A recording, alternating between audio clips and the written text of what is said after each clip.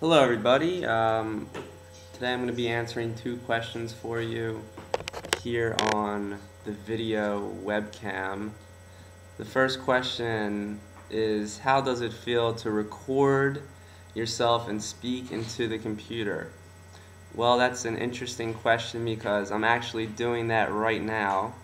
It feels kind of cool because this video later on today is going to be posted onto YouTube, and I'm going to unlock the privacy settings so anyone in the world will be able to access this video. So right now I'm not actually talking to anybody, but later on today I'll be talking to anybody who wants to see this video. So I actually think that's a pretty cool aspect of using the video webcam and being able to put it onto YouTube. As opposed to talking into a video cam where you know you're being recorded and other people are around, I would say you feel less nervous because you don't have the people watching you, and it makes it easier for you to be yourself on the video cam.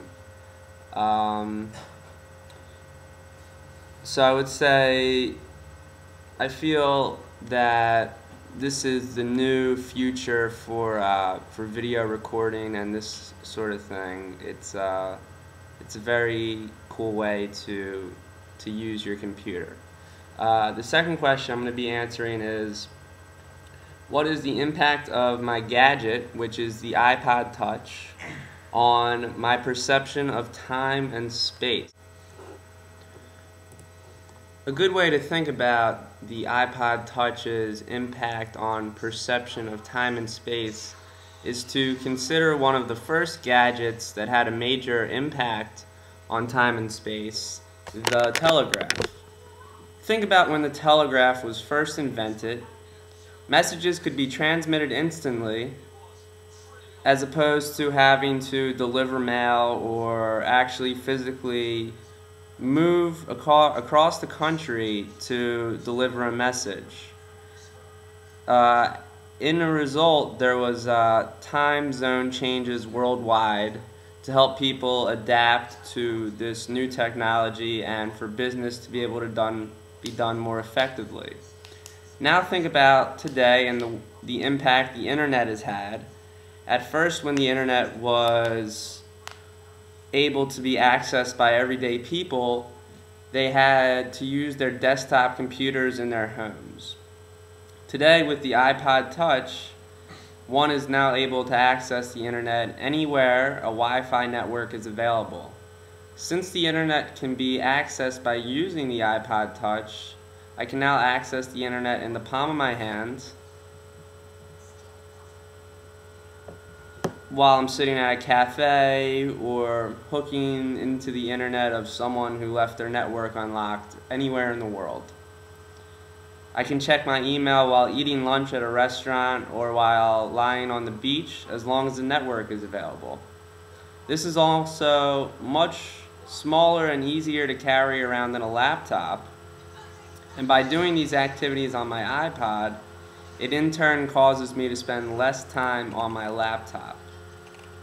The iPod Touch has impacted time and space in other ways as well, such as the ability to save music, movies, photos, and also the ability to play video games, all on this little gadget. This removes the need for CD cases and movie case organizers, as well as physical photo albums and video game consoles. I am able to watch movies while on a plane from Rome to Madrid. I can listen to my favorite Beatles song while flying to Liverpool, and I can view my photo album anywhere in the world as long as my iPod's charged. Not only this, let's say I get a little bored on an airplane or a train ride, I can play my favorite Tony Hawk Pro Skater game to help the time pass. Another way I was asked to think about my iPod Touch was an assignment we did in class called the Wander assignment, where we were not allowed to carry around any digital gadgets. This was a weird feeling because normally I would play some music while walking around And if I happened to get lost, I would take out my iPod and look for a network and use Google Maps to help me get back. Since I did not have the ability to use my iPod, I spent a bit more time experiencing the real outside world, and I also spent a bit more time finding my way home because I had to ask directions from Italians who had some trouble understanding my English.